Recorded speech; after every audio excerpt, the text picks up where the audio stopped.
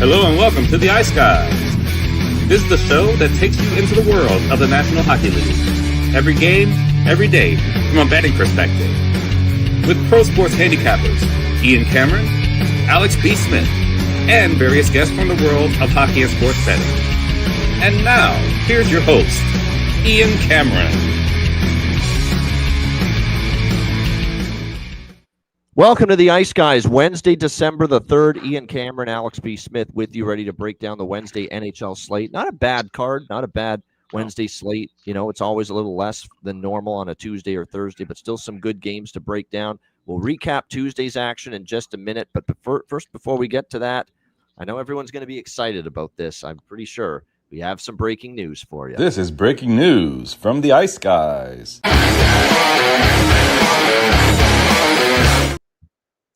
It's a Betcast night. Yes, indeed. Yep. It is a Patreon-exclusive live Betcast night. It is tonight. We are having it, and we are excited about it. Our Patreon-exclusive live Betcast for the month of December, tonight, starting at 7 o'clock p.m. Eastern Time.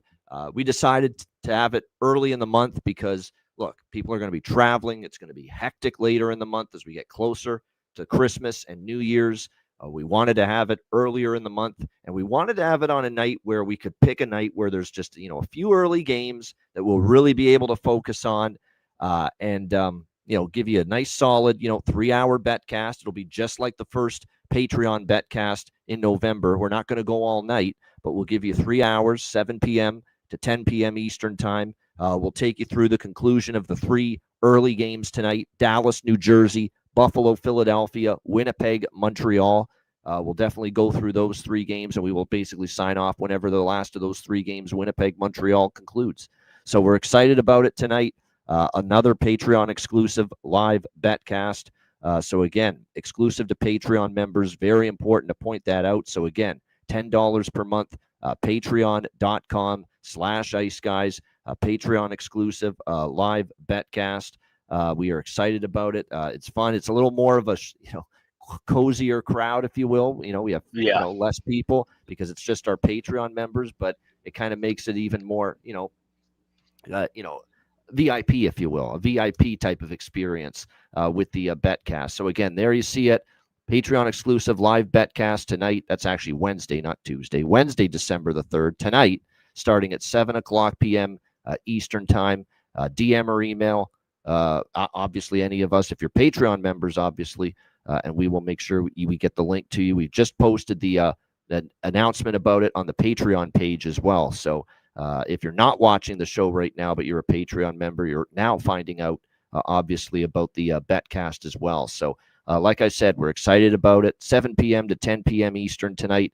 Nice 3-hour Betcast. And like I said, we'll take you through the Jets, Habs, Sabres, Flyers, which is the TNT game, by the way, the first TNT game tonight of their doubleheader, and Stars, Devils. So we've got those 3 games going on tonight. So again, looking forward to that. Patreon exclusive live Betcast, 7 p.m. Eastern tonight. All right, looking back on Tuesday, it was a great betting night. Great, really, overall. Best bet, Montreal, Ottawa over, Sens win 5-2. We cashed that, which was good to see. Ottawa with a very impressive win. What did we tell you about Sam Montembeault, too? Had a great start against Vegas. I wasn't buying into him being as good and putting 2 good starts in a row together, and that's what we saw. He struggled. Now, they didn't play great defensively in front of him. The team was not good in front of the goalie either. But still, Montembeault has not been able to put 2 great performances together. And after that great showing he had in Vegas last Friday, when Montreal won 4-1 in Vegas, he could not duplicate it last night. So 5-2, Ottawa gets the win there.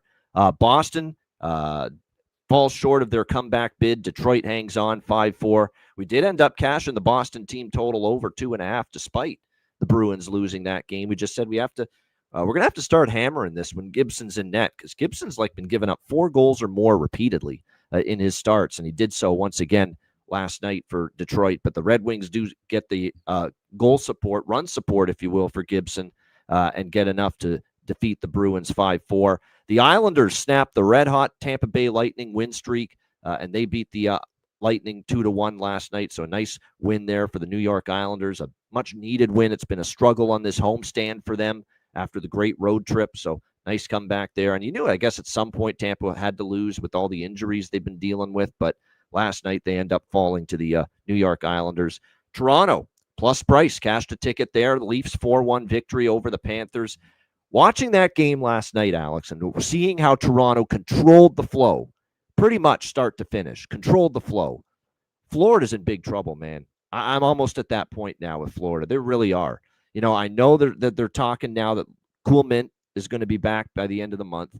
Matthew Tkachuk has started skating again, and he's going to be back probably sooner than people think. But you don't want to put yourself in a spot where you've dug yourself a hole, too big of a hole. And now with that loss, the Florida Panthers are the team sitting dead last in the Eastern Conference. And I know everyone outside of Sunrise in South Florida are not shedding too many tears about that right now. But nevertheless, like Florida has got issues, whether it's Bobrovsky being inconsistent, whether it's the lack of offense from their bottom six. Bottom six has not given them much offensively. And really their defensive discipline and details have really gone awry. They are not defending at the level that the Florida Panthers typically defend. And that's a problem too. But give Toronto credit. That was a great game. They needed to follow up the Pittsburgh win. You can't just be doing this win one, lose one nonsense. You got to put wins together. And finally, Toronto was able to do that with a nice 4-1 win. And we cashed the money line and team total split with the Leafs in that game. We got this one partially. Well, we got the over 5.5 part of the over bifecta in Nashville, but bad call with Calgary. Devin Cooley, obviously not great last night, finally back down to earth. He got pulled in that game, but give credit to Nashville. Played a pretty good game and beat Calgary there 5-1. Workman-like effort for a Colorado team that's been battling the illness bug of late. Not pretty, but effective.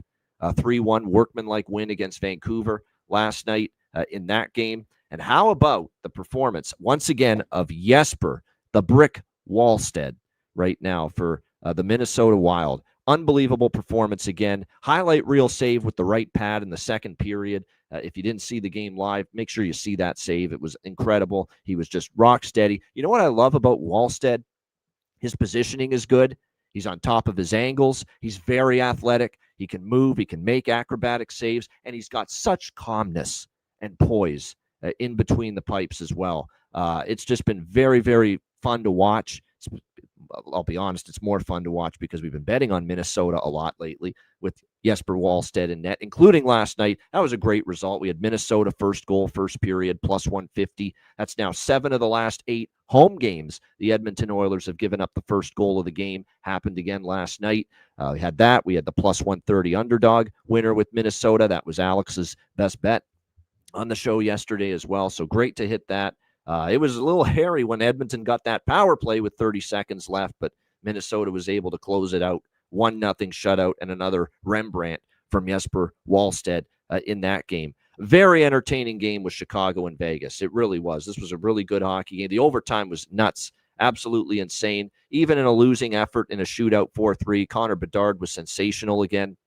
One of the most ridiculous releases you're going to see with that perfect shot. Right top corner, beating Carter Hart for the 3-2 go-ahead goal in the third period. Chicago had so many opportunities to separate in that game. They had a couple power plays in the third when it was 3-2. Couldn't cash in. It was a rough night for the power play. That was the one negative for Chicago last night. Power play really struggled and had a chance to really bury Vegas if it had come through for them in that third period. I knew as long as Vegas kept that 3-2, I'm like, uh-oh.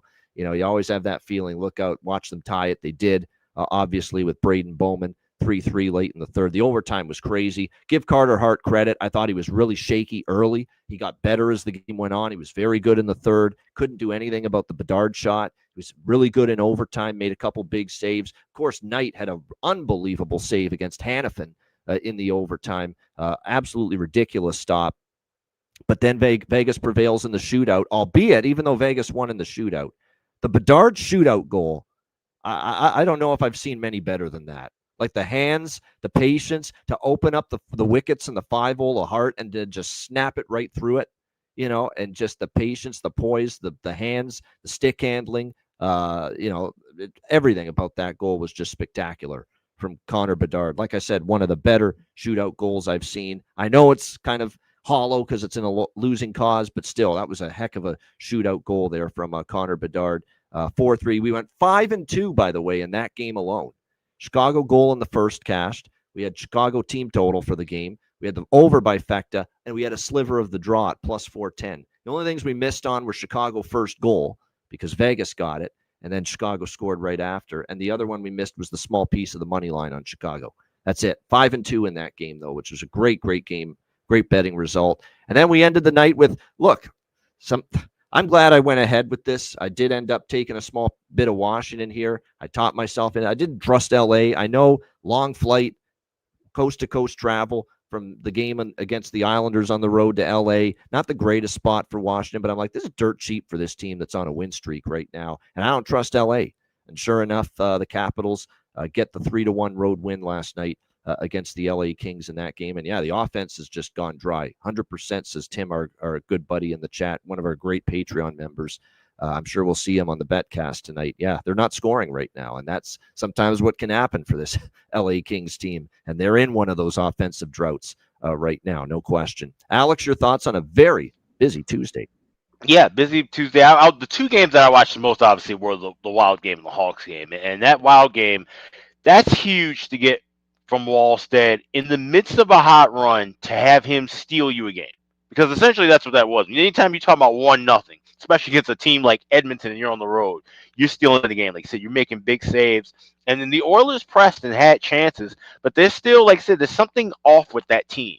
Because there was the puck movement. There's just something different where there was chances and times where I'm looking, okay, maybe I'll bet Edmonton next goal. There was about 3 times during the game where I kind of felt like they had some momentum, but they just weren't able to really put it together. And then when they did get the shots off, Wallsted's making big saves. So yeah, it was a good win for the Wild. They have to continue to get good goaltending from him, though, when you have nights where the offense doesn't step up. We've seen this from the Wild at times where you have these great 4-goal, 5-goal games. Everybody's contributing up and down the lineup. Then all of a sudden, the offense goes cold. So that's going to be the one issue, is that how can Wallstead handle the nights where he's not getting the goal support, as you were saying in reference to with Gibson and Detroit. There's sometimes where Wild goalies run into that.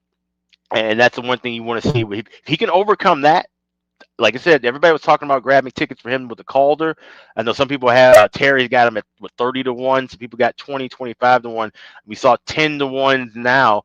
You might want to grab a piece of that now, because those numbers are only going to continue to drop as well as he plays. But if he can play well while that team has nights off offensively, the sky's the limit for the Wild, and they're getting those lucky bounces. Whereas the Hawks, as good as they're playing at times, they're getting some unlucky bounces. And that was a good game last night, back and forth. Like I said, Bedard looked fantastic. Not just the shootout goal, but the third period goal where he absolutely undresses Shea Theodore and cooks Carter Hart. He looked like Patrick Kane out there making those kind of moves, the way his hands looked. And that's what we've been hoping to see and been seeing for the last couple of weeks as he continues to grow and get comfortable. And he could put the game on his stick at any point. And that's what we've been waiting to see from this guy. Frank Nazar looked good. He had a couple of solid chances. This team, like I said, they're playing well, playing against, and that's a hard spot to go, open a road trip against a Vegas team. They're going to be coming out hot and heavy. Carter Hart, like I said, looked fantastic as the game went on. And that's something I think we have to kind of handicap him with the first couple of starts as he's now with Vegas. As you mentioned yesterday, it wasn't the most confident of words saying, he still needs work, but we're going to give him the start. Like, maybe you should have left him in Henderson, but obviously you have to go with the stronger of your options. And Rusty be damned, Carter Hart is still a better goalie than a Carl Lindbaum or an Akira Schmidt. But the way we can handicap, Vegas games with him moving forward, we've been already riding those first period overs. Maybe he's shaky early and then he settles in. Yeah. So maybe, we start looking at, like I said, live totals, things of that nature. But that's that was the note that I made with Hart. He looked much better in the second, third period and overtime and shootout than he did certainly within that first frame. Yeah, not to mention, I had the full game over last night. I had already cashed, first period. Like, it was already going to be a pretty good game overall, but I was getting worried about the over 6 in last night's game when it was 1-1 past the midway mark. And I'm like, you know what? These Carter Hart's settling down a little bit. They are defending pretty well in front of him. And I'm like, I don't know if this full game over is going to get there. Now, it still did. But at that point, and it's a sign that, yeah, there could be some early struggles in games for Hart. and then he gets stronger and better as the game goes on. That's clearly what we saw out of him last night. He was excellent in the overtime. The overtime was his best work of the night. Carter Hart. He had to when Chicago was buzzing in the Vegas zone for like 2 minutes straight in that overtime, and he had to make a couple of really big saves there in that game. So, like I said, that was very, very good to see for a Vegas perspective. And you're right. After one start, he's already got, I think I saw a better save percentage than the other goalies on the roster. So that tells you all you need to know about the state of Vegas's goaltending. And there's a scenario where, let's say Adin Hill comes back and he struggles. There's a scenario that in the playoffs, Carter Hart could be the goalie for this team. Yeah, it's possible. Yeah. It's possible. And by then, you would think all that rust and all the concerns about his, getting reacclimated again to playing in the NHL, that's going to be gone by then. And you would think that he's going to be certainly at his best. So that's something to keep in mind. No question about that. Yeah, Perlo, I sent you the link. Check it. But yeah, come on in. We're waiting for you. All right. Next up, Wednesday, NHL action. Let's get into it. We'll begin with Dallas and New Jersey. We've got New Jersey minus 115, home favorites. The total here sitting at 5.5 across the board in this game. Dallas, tough loss last night, right? They're up 2-1. The Rangers have struggled at home. You think they're going to put that game away, and the Rangers ended up tying it with about a couple minutes left in the third. And then, of all people, the defenseman, Vladislav Gavrikov, with the overtime winner for the New York Rangers last night in getting that 3-2 win against the New York Rangers.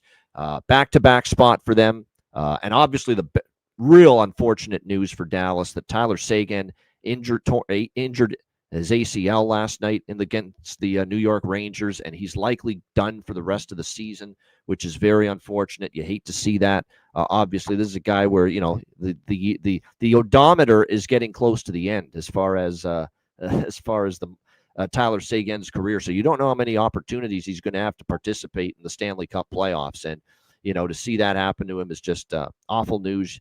And now it's just a question of how long is he going to be out, and we'll see about that. It sounds like it's going to be for maybe the rest of the season, but we don't know that for sure. They've still got to talk to the doctors. Now, they will be able to use the almost $10 million in cap space that would become available if Tyler Seguin is ruled out for the rest of the regular season and playoffs to obviously add at the trade deadline, which I could definitely see this Dallas team doing.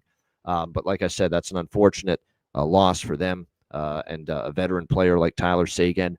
Jake Ottinger is going to start tonight after they gave DeSmith the starting opportunity last night. We should see Jacob Markstrom for New Jersey. And as you know, I'm not a fan of what I'm seeing out of Jacob Markstrom of late. He hasn't been at his best. He's been fighting the puck. I think he had a decent game against Detroit. And really outside of that, he's definitely had some issues as far as his confidence is concerned. So I've kind of bunch of different ways here in this game toward Dallas rather than just piling on, because I like Dallas here minus 105, nice price. They've won 4 straight in New Jersey. They've also scored 4+ goals in 4 straight games in New Jersey against the Devils. They've really played well here over the years. So I'm going to go Dallas money line split with Dallas team total in this game against a goalie in Jacob Markstrom that I'm not fully trusting. So I like that. I was leaning to the full game over because of what Jonathan Davis was saying about the Markstrom starts have been kind of trending that way. But the Dallas back-to-backs have all gone under. So it's kind of a conflict there. But I am on the over 2.5 minus 145 Dallas team total. Dallas money line plus 105 split primarily here in this game tonight. Alex, what do you think? Stars, Devils? So this is the only game where I have a pass and I'm waiting for a live. Like you said, I want to see if Dallas can come out. It's going to be a kind of a next man up mentality, I would feel like, with no Seguin in the lineup. And maybe they can, like I said, reverse that course of where they've been trending to the under in the second of back-to-backs, come out and get all over a New Jersey team early. So I want to see what the pace is looking like. We have the backcast tonight. This is when I'll be jumping in for. Yeah, I lean Dallas first goal, first period too, but I think there's some better. I probably will sprinkle on that. You can wait for that. You can wait for that live too. Yeah. But you'll get a decent price on that, but you'll get a little better price if you wait just a little bit in game, no doubt. But Perlo with us now. Perlo, what do you think here, Dallas, New Jersey? Yeah, it's interesting you mentioned that about the overs for the 5.5 because I was in between over or team total under for Jersey because I also like the Stars team total over. I got it at a 3 at a really good price as soon as it opened up. but I also have a 3.5 as well.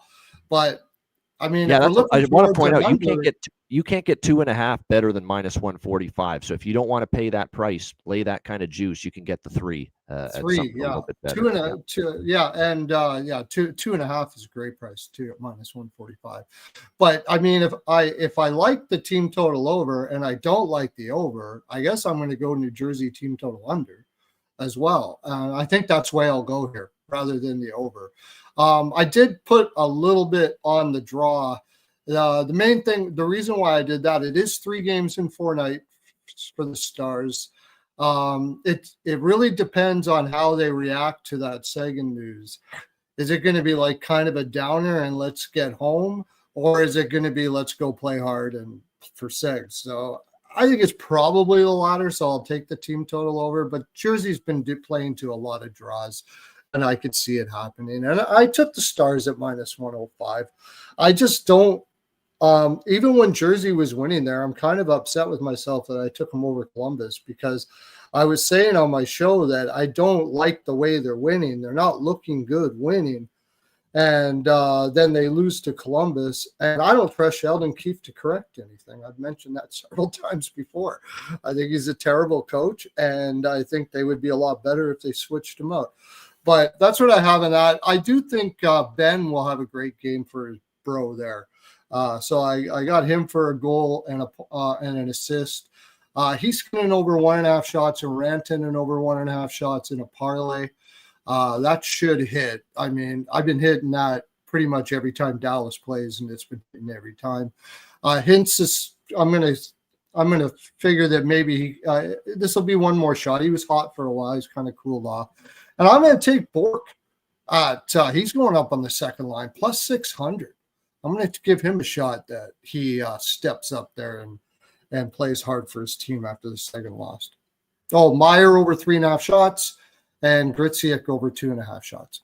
Those are the ones that are not normal that everybody's going to pick. Yeah, Glenn Gulletson said it last night. We didn't have our best effort because they got outchanced pretty good by the Rangers last night. They'll probably be looking to play a little bit better here tonight. I still like Jamie Benn tonight, even though he didn't score last night. It broke a mini little 2-game goal scoring streak, but he's with Hintz and Robertson, it looks like. And it looks like Sam Steele with Wyatt Johnston and Mikko Rantanen. So Sam Steele's probably got a little bit of value as far as props are concerned tonight here for this game. So like I said, we'll see how it plays out. And like I said, I think Ben and Steele would be my targets for Dallas props. And like I said, Dallas, I've got them money line and team total over split here in this game. Again, they've won 4 straight here in New Jersey. And yes, it's back-to-back, but they're undefeated on a back-to-back. That's number 1. And number 2, this is not your standard, woe is us back-to-back. You were in New York last night. You're in New Jersey tonight. You stay in the same hotel. You don't have any air travel. So it's like I said, these are the digestible back-to-back situations when you play New York, New Jersey, or New Jersey, New York, in back-to-back games. You can handle it a lot better, no question. All right, next up, we've got Buffalo and Philadelphia. Buffalo -130, road favorites, 6 the total here in this game. I always say Sabres off a good win. I don't want to back them, and I certainly don't want to lay -130 with them on the road. But I'm not bullish on taking Philly, at least not pregame, because I don't know. Ersson to me bothers me still. It's been it's been more down than up from him this season in net for the Flyers, and he's going to get the start here tonight for the Philadelphia Flyers. His numbers have certainly not been great, not been stellar, and this is a guy that was a big fan and still is of Ersson. Angelou's Tyson Forster now, who leads you in goals, so that's going to hurt the Flyers a little bit. Tyson Forster had been playing well, but Ersson's 3.09 goals against, .859 save percentage is not great. He's given up 3 goals or more in 6 of his 8 starts. No question. That is definitely a little bit concerning here for Ersson in this game. And then you counter that with Buffalo. And obviously, we know who they got back the other night in their 5-1 win against Winnipeg. Josh Norris, like I said, put that man in bubble wrap, put him in a protective layer, whatever you can do to keep him healthy, because he is definitely that important. He's that good offensively, and he showed it already. 3 points in his return from injury against Winnipeg. And you got to make them a better offensive team. You've got to upgrade Buffalo offensively with Josh Norris in the lineup. There's no question about that. And we'll see if they can carry that over here to this game against Philly. We've got Colton Ellis likely going to be starting tonight for Buffalo, he's been okay, but not great. I mean, that's basically what you can say about the numbers involving Colton Ellis. But like I said, it's 3 goals against, 8-something save percentage. That's often what you get with a lot of Buffalo's goaltenders. So, and by the way, when I saw this, we know Philly's defense has not played as well because they've been trending over lately. Their defensive game has declined. Their penalty kill has struggled in recent games as well. All 3 meetings last year went over, Sabres Flyers. 6-2-2 to the over in the last 10. And 9 of the last 10 meetings, Sabres Flyers have had at least 6 goals. So if that's true to form, 9 of the last 10 meetings having at least 6 goals, then the worst we can do is push here with this over currently at 6. So I like the over. That's really what I like most of all in this game. It's sidewise, I lean Flyers, but certainly a home dog price off a loss. I would be more interested in maybe Philly first goal, first period than I would be Philadelphia for the full game because I could see Buffalo conceding early. Philly's probably not in a good mood after losing 5-1 to Pittsburgh at home the other night. Just like when I took Pittsburgh first period, first goal that game, didn't love the spot for the Flyers. Wouldn't shock me if Philly gets on the board first, so I might dabble in the first goal, first period with the Flyers here.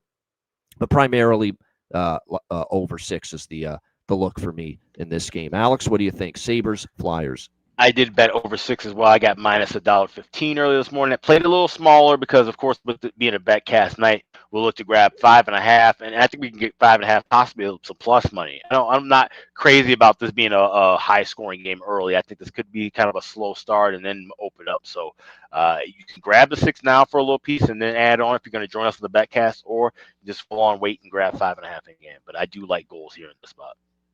All right, Perlo, Buffalo, Philly. Yeah, didn't even talk about the weird line change on this game. Like, what the hell happened there? Somebody freaking said, is somebody whaling this line or something? I don't know. But I was on the team total over last night for Buffalo. I do like the way their offense is rolling right now. Quite often when they get their offense going, it keeps going. Now, their defense usually goes the other direction. Buffalo doesn't do 2 things good at one time. They either do one or the other.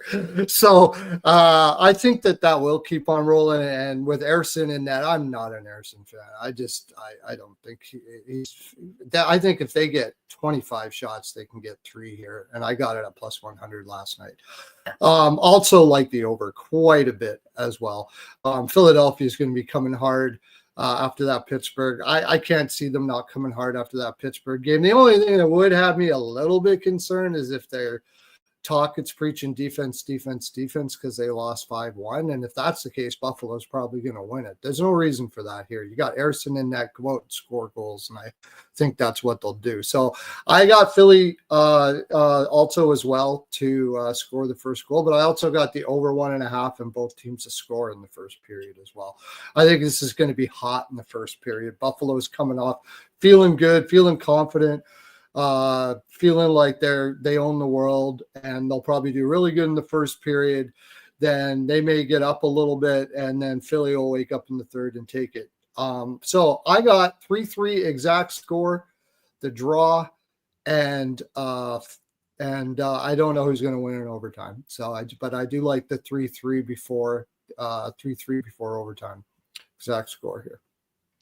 All right, yeah, good stuff. Yeah, Josh Norris. I will go back to the well. Tonight, still getting, plus 260. That's not going to be around forever if he keeps, piling up the goals and the points at the clip that we think he might. Zegras, Konechny, Tuck, Doan, all on multi-game point streaks, by the way, for these teams respectively going into tonight. So something to keep an eye on. Shout out to Yaroslav. He's all over Alex Tuck in the chat. So there you go. Yeah, exactly. Alex Tuck, good stuff there. Like I said, he's been a 2-game point streak for him as well. So, like I said, good run for him of late offensively and for the Buffalo Sabres. And it's amazing how when he's actually more important than you'd think. It seems like when he plays well, they win a lot, Alex Tuck. And certainly we've seen that here the last couple of games. Like he scores in back-to-back games against Minnesota and Winnipeg or multi-games with a point. And look, they win both of those games. All right, Winnipeg, Montreal. We've got Winnipeg minus 120, road favorites, 6 the total in this game. Two slumping. Well, Montreal was actually winning a couple games on the road trip, but then they lost to Colorado, got bombed 7-2, lose to Ottawa 5-2, returning home from that road trip last night. Now it's a back-to-back. Marty St. Louis says he's very disappointed in his team last night, so they're not in a good mood. They're on a back-to-back. Winnipeg has the rest advantage, and they're off one of their worst games. And Scott Arniel kind of mentioned it. We got to be a hell of a lot better than we were against Buffalo, losing 5-1. Just the miscues defensively, the odd man rushes, the turnovers. I mean, it was glaring how bad the Jets were defensively. I mean, it's easy to throw Eric Comrie under the bus. He got pulled in that game for not playing well, but you got to play better in front of your goaltender. You don't have Hellebuck anymore. You have to start playing better defensively in some of these spots. It was so bad they had a players-only meeting after the loss to Buffalo on Monday night. So whether that leads to an inspired effort from the Winnipeg Jets tonight, we will see. But, players-only meeting held after. Of course, it's a team like Buffalo. Losing it to a team like that causes a players-only meeting. So I'm not shocked by that. I'm going to buy into it as far as getting on the board early. And we know Dobish who's going to be in net for Montreal, has had a propensity as far as giving up a goal early in games. So I'm going to get in with Winnipeg first goal, first period tonight.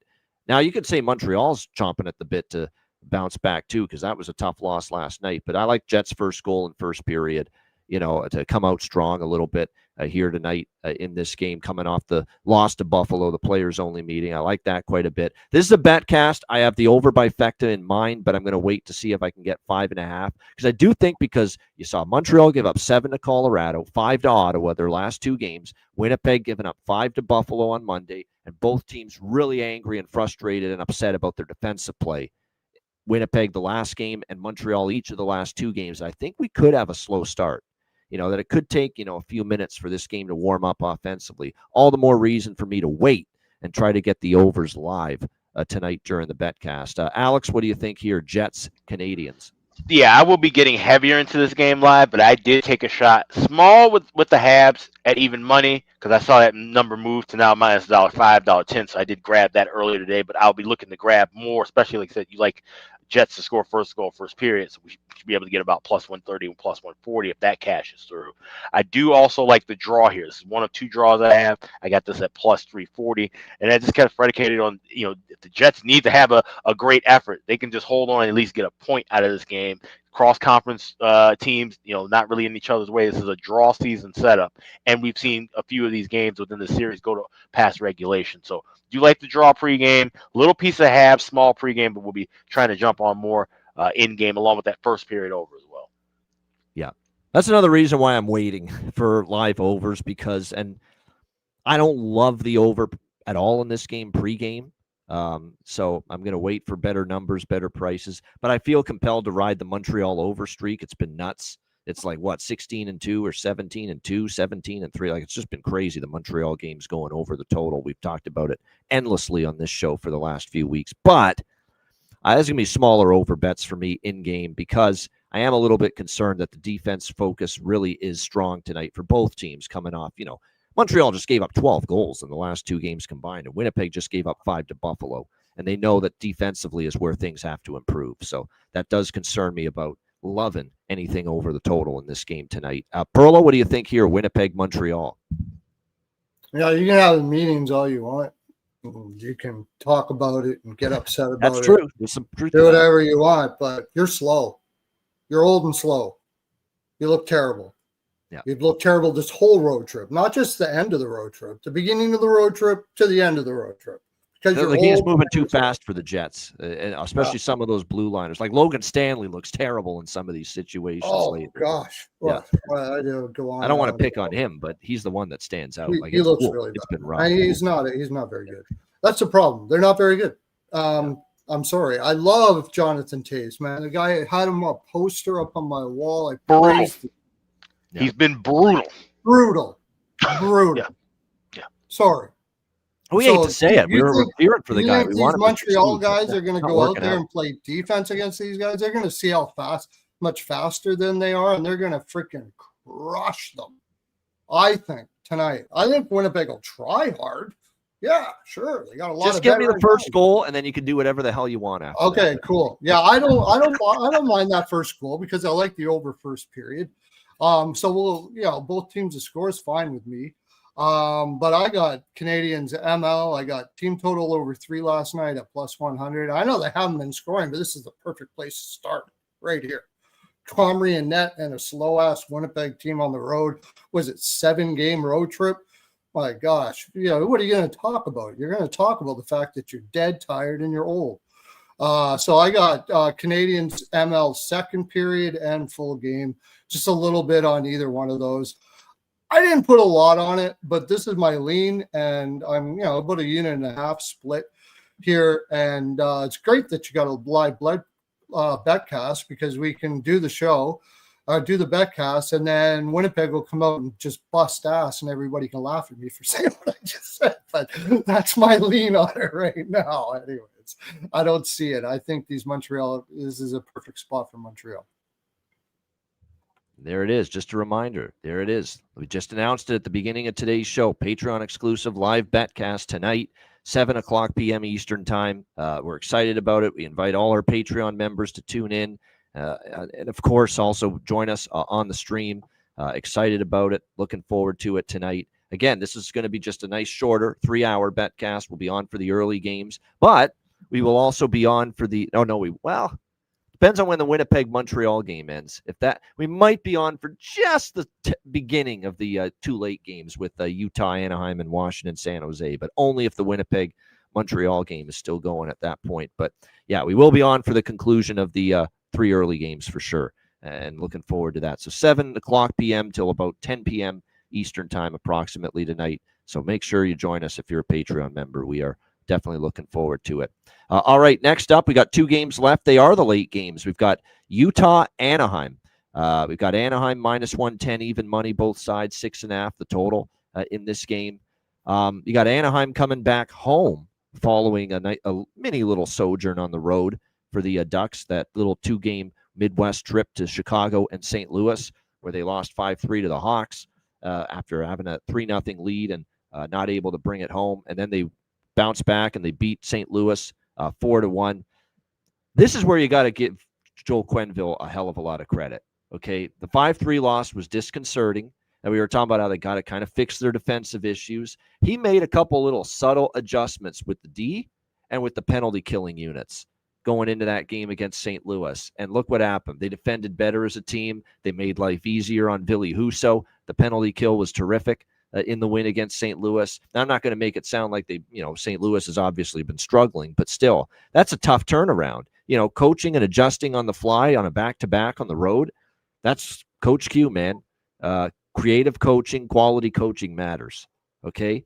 And that definitely was shown in that great response by Anaheim. I'm still pissed I didn't bet them at that price because I thought, I know it's a St. Louis spot, but St. Louis minus 150 felt a little crazy considering, how much they had been struggling. But nevertheless, they come back home. I don't love the spot here. You had the back-to-back on the road. Now you're coming back home, but I still took them. Quack, quack, quack, quack. Utah's a mess right now. Utah's got issues. Vejmelka gets pulled. And looked awful, by the way, awful on some of those goals against San Jose the other night. And San Jose, look, credit to them, 6-3. They were the better team, but they were let down by just some shoddy goaltending early in that game from Utah. And it didn't get a whole lot better with Vanacek either coming in. So, they've had issues with that. They've had issues where their offense has not been clicking in every game. And more importantly, they've been giving up goals, at times. And it's just they haven't had all elements of their game going. Utah during this 4-game losing streak, and it's now 2-8 for them, going back even further in their last 10 games. So, like I said, it's Anaheim's got issues as far as their goaltending. I'm aware. Mrazek's out, Lukas Dostal's on IR, but Ville Husso is confirmed in net, and Ville Husso is. I put it this way. If you ask me, Ian, would you rather bet Anaheim with Peter Mrazek or Ville Husso? I will say Ville Husso 10 times out of 10. I will say that. I would say that because I think, especially because of the injury, I get it.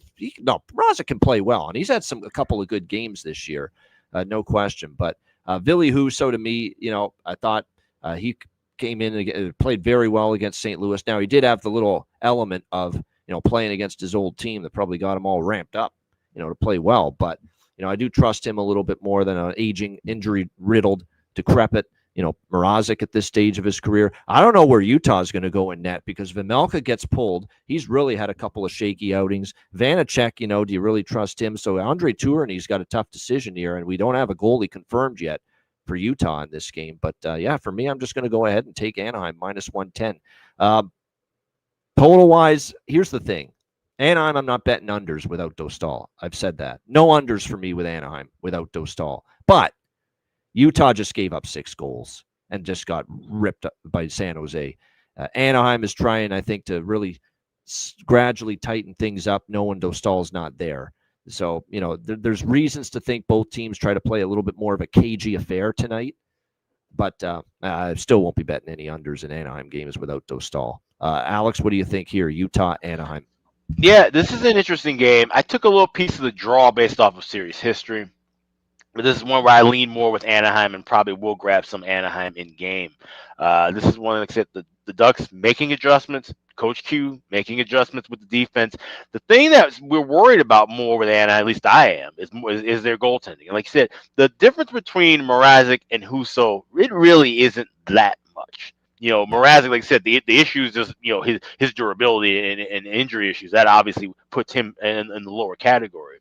But Husso is a guy who can, stem the tide. Right now, this is fine. But if you got to still run with Husso, past New Year's, then things are problematic. So for the moment, this is fine. And Utah, like I said, it don't matter what goalie they have in right now. They seem to have some issues defensively. So I would be leaning more toward over as well.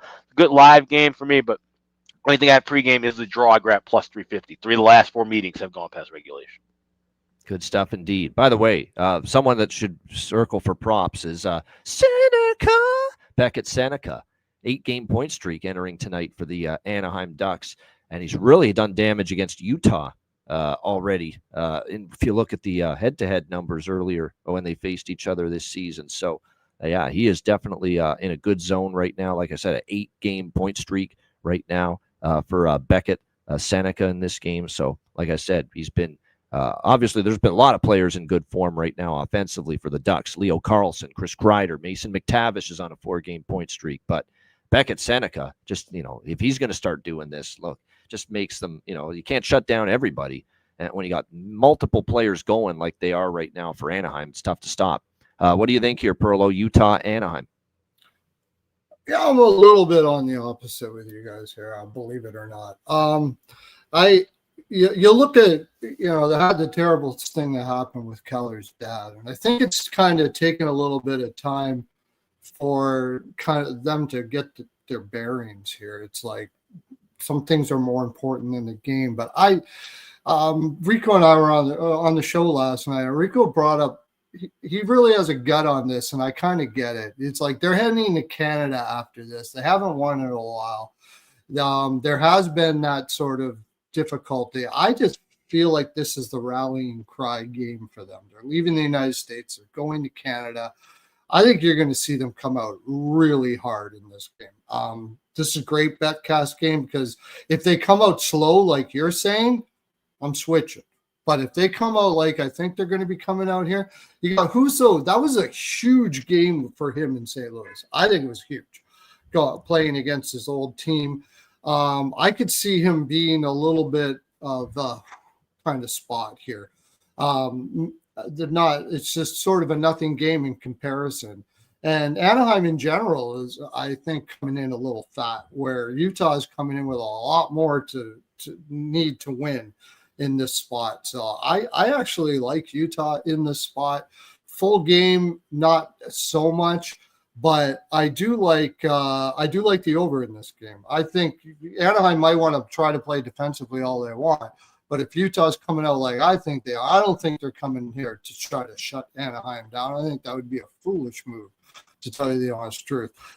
I think your best bet here is you got Husso and net. Let's see if we can get our goal scoring going and give it a shot. You got to the point now where you've lost on the road so much that you can't play scared anymore. And I'm pretty sure that's what a coach is going to say here.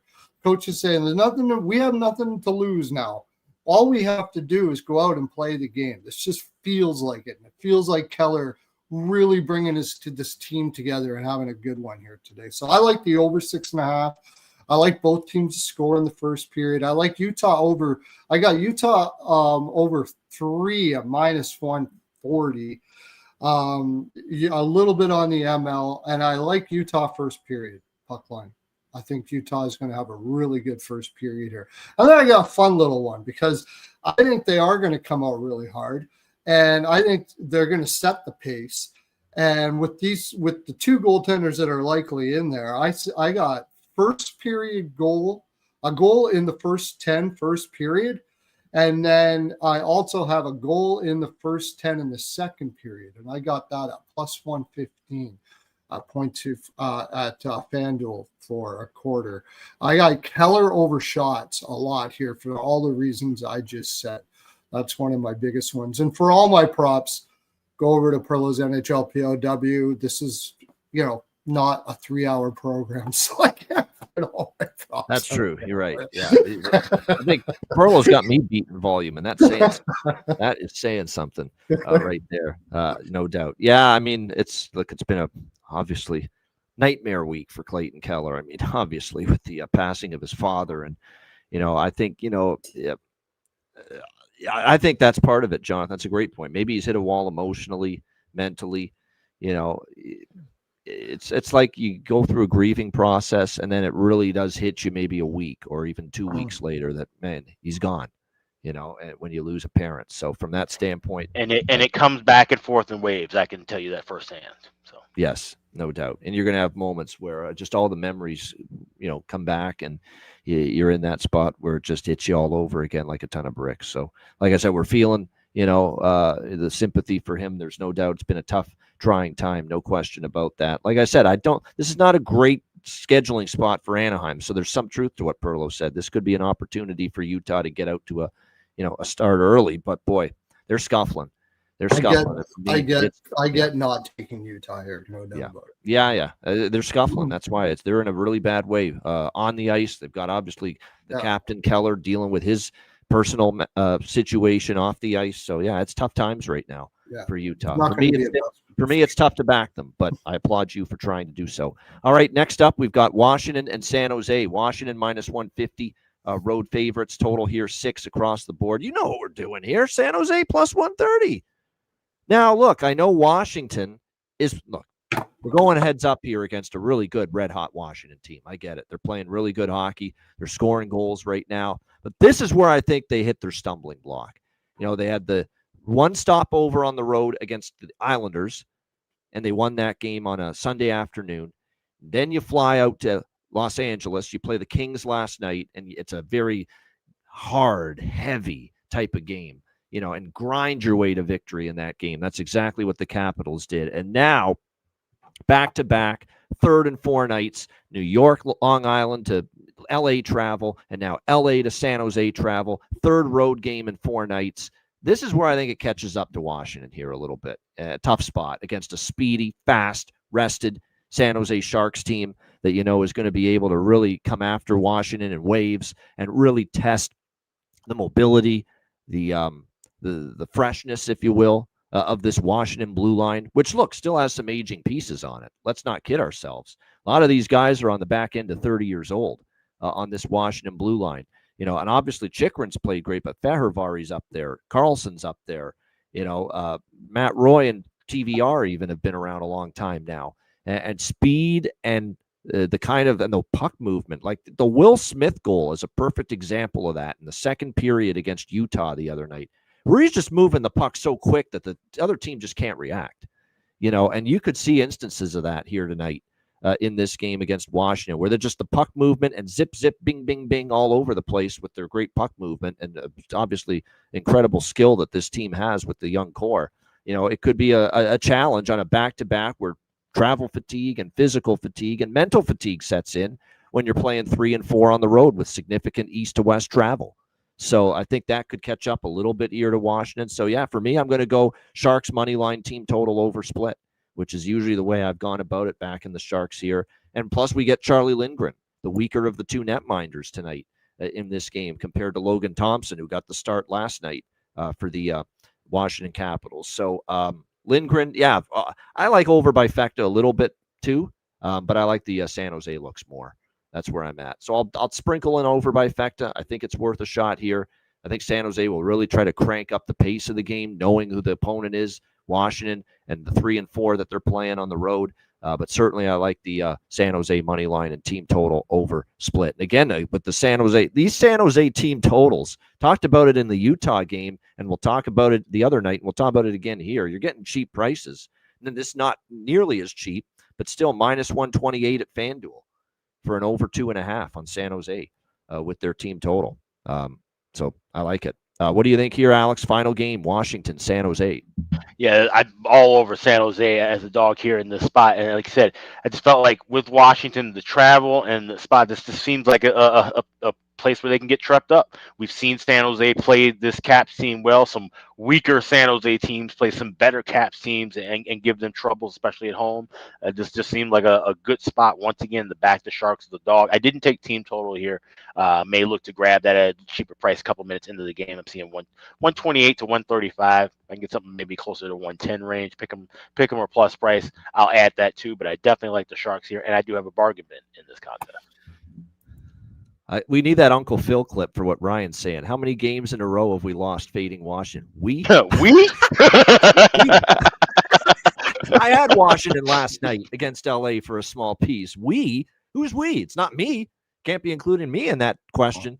I haven't been fading Washington much at all during this. Once I did, and that was Toronto on Black Friday. That was the one time. I just loved that spot for Toronto, and they couldn't hold the lead. That's it. I haven't been betting against Washington much during this win streak of theirs.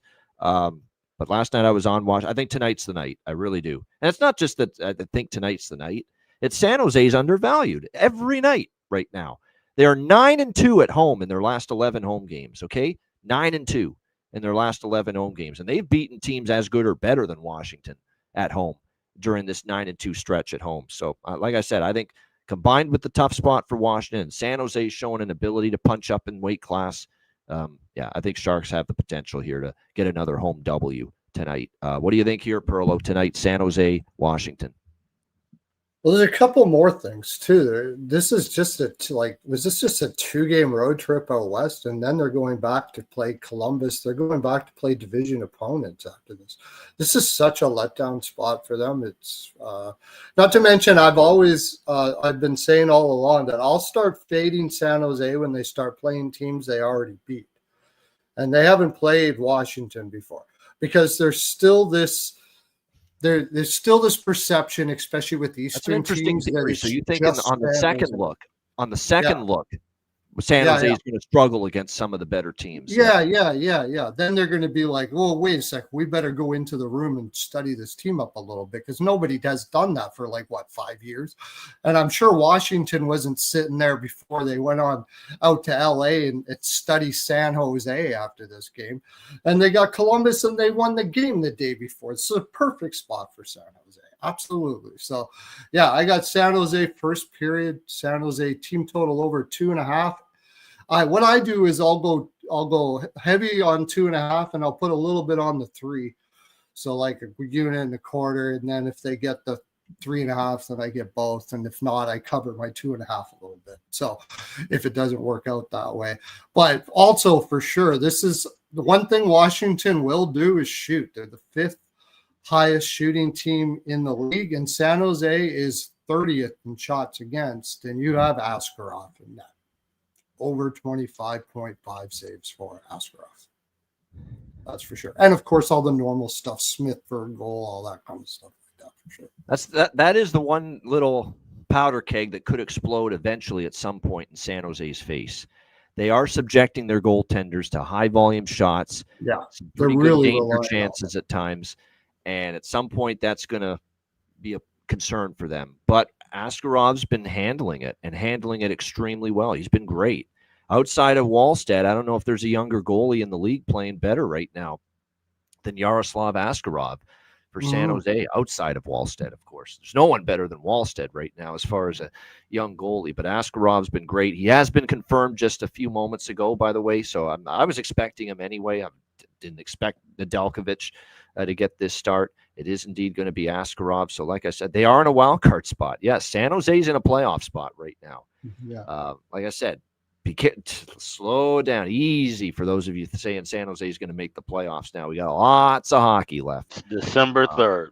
It's December 3rd. I was going to ask Alex something about Askarov because I remember when I was like so big on Pamelka. Yeah. And one of the things he said was, well, how is he going to be when he stops getting shots? How do you, when do you see because like when he stops getting volume of shots like that, when he has to wait a little bit and then he has to, that's what you said about Pamelka before. Oh, yeah. He's a repetition guy. Do you see the same difficulties with Askarov? Not necessarily, no. I mean, like I said, he's a guy who, like I said, has been used to high volume workload, it seems. But I don't see where, he's a guy who, if he goes 4 minutes without seeing the puck, that all of a sudden now he's just gonna kind of break down and give up a soft goal. I don't necessarily see that right now. But obviously getting a better look at him. But no, I don't see that so far. No, it's just you said that about Pamelka. What's going to happen when the shot falls? Like he's getting right. And that's a thing, especially when you have and there's something to keep in mind. It's a good point because when you have a young goalie, he's now getting this is his first official long cup of coffee in the league, and he's used to high volumes of shots. So yeah, if he becomes reliant on I need this workload to get myself engaged in the game, and then all of a sudden the defense gets better, and now or the offense is having a great night, and he has these lapses. Maybe do we see a game where San Jose jumps out to a 3-0 lead, and then all of a sudden he gives up 2 quick soft goals? That's something to keep an eye on. He's going to have some bad games eventually. Hopefully, sure, that's what I'm saying. And but just the way in which he has a bad game is what you want to see. No. Oh, yeah, good stuff. As far as, like I said, Tom Wilson's on if you believe in riding goal streaks, I mean, Tom Wilson, 3 games in a row with a goal. Will Smith, 3 games in a row with a goal. Protas has scored in back-to-back games. Keep an eye on that. Certainly there's definitely a couple that I'm kind of interested in here. My bargain bin is going to come from this game. So I will mention that in just a few moments. Good stuff. That's a wrap for the Wednesday card, but not a wrap for us today because we are going to be back in a little under 4 hours from now, 7:00 p.m. Eastern, Patreon exclusive live betcast, our December live betcast exclusive to Patreon members. We will have another betcast, of course, coming up this month, which will be free for all. We'll actually announce that date tomorrow on the show for the free for all betcast in the month of December. But again, tonight, our Patreon exclusive live betcast, 7 p.m. Eastern. Make sure you join us. Become a Patreon member at patreon.com/iceguys, $10 per month. Goalie charts, totals charts, bonus content, all the sides, totals, player props, every single day.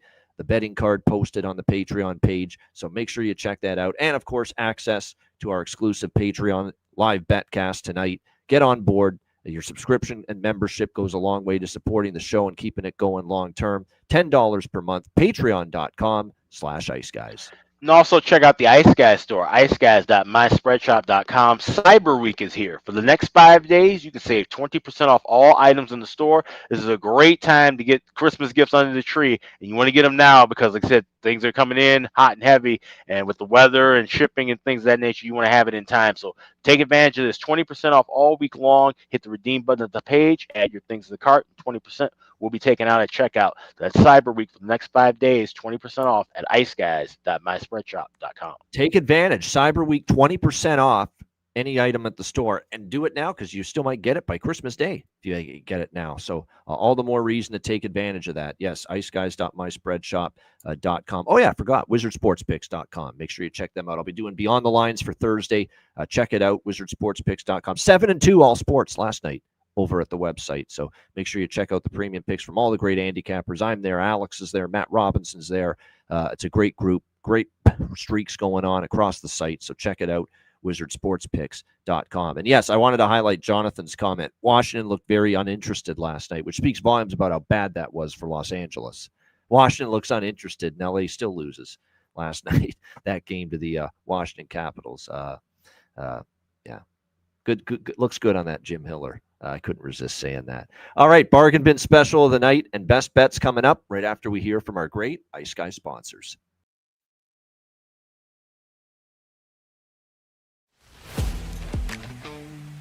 Wizard Sports Picks, featuring the finest handicappers in the universe.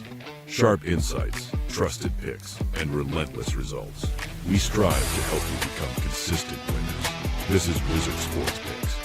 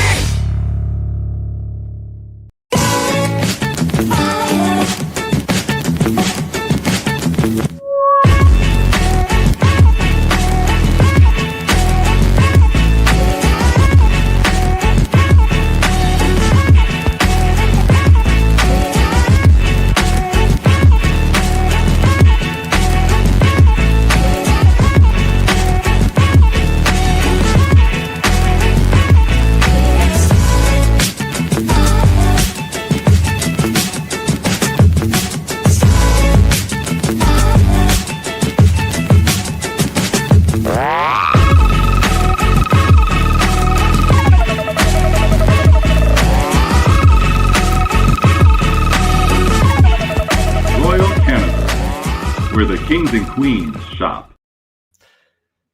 Thanks to all our sponsors, of course. A bonus solid fire today because it's a Betcast day. That's our new rule going forward. Betcast days, we get you solid fire.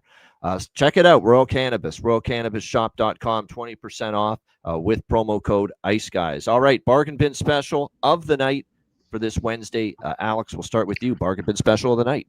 Let's keep it simple with that San Jose Washington game. We'll go with one of the hottest scorers in the league right now, Macklin Celebrini. I like him to get 2 goals in this. You can get that at 10-1 at FanDuel. So Macklin Celebrini to hit the net twice for San Jose at 10-1. That is my bargain bin special for this Betcast night. All right, the Mac Attack, Macklin Celebrini, over 1.5 goals plus 1,000, 10-1 for Alex with bargain bin special of the night. Perlo, bargain bin special of the night. Okay, I forgot all about bargain bin, but I'm gonna go with. Say it ain't so. I know. I'm good. I got it though.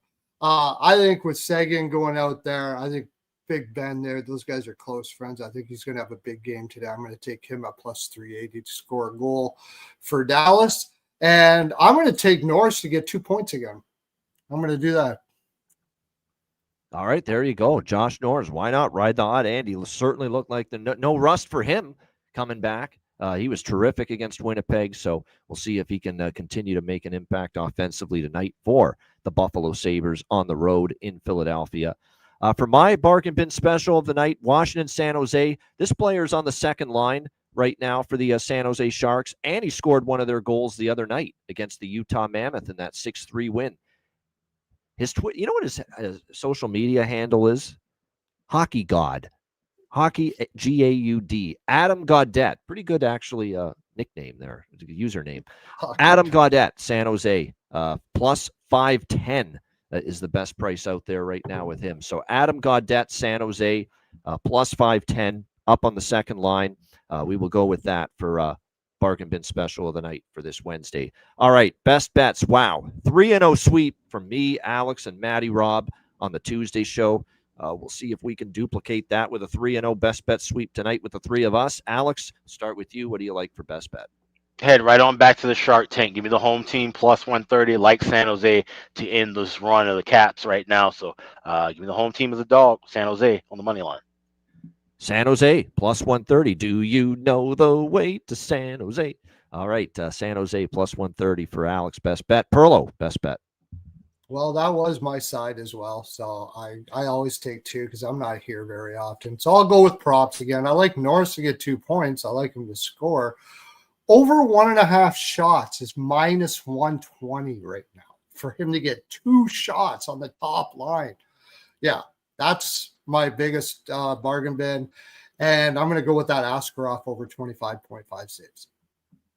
All right, my best bet, we're going to go to another over. Last night we cashed it with Montreal, Ottawa. Let's go to the city of brotherly love, and hopefully there's some love for some goals tonight in Philadelphia with the Sabres and Flyers. We got a three straight overrun in the series, 6-2-2 in the last 10. All 9 of the last 10 have had at least 6 goals head-to-head, and I think we'll see goals tonight. Erson's been susceptible. Philly's defense has regressed in the last few games. Buffalo is a better offensive team with Josh Norris in the lineup. So Sabres Flyers over 6 -110 for my best bet for this Wednesday NHL card. Shout out to everyone in the chat. Hit the like button. We appreciate it very much. Again, Betcast tonight, Patreon exclusive. Make sure you join us 7 p.m. Eastern time. And to be part of the Betcast, either to watch it and or join us live on the stream, you must be a member. So get to the site, patreon.com/iceguys, and get on board for just $10 a month to be part of our Betcast tonight. A reminder, the Ice Guys is live 7 days a week, Monday to Friday, 2 p.m. Eastern, Saturday and Sunday, noon Eastern. If you can't watch the show live, download the Ice Guys podcast in audio form on all major podcast platforms. For Alex B. Smith and Perlo, I'm Ian Cameron. Have a great Wednesday. We'll see you at 7 p.m. Eastern tonight to our Patreon members for the Patreon exclusive live Betcast, and again for the Daily Show tomorrow on Thursday, 2 p.m. Eastern, right here on the Ice Guys.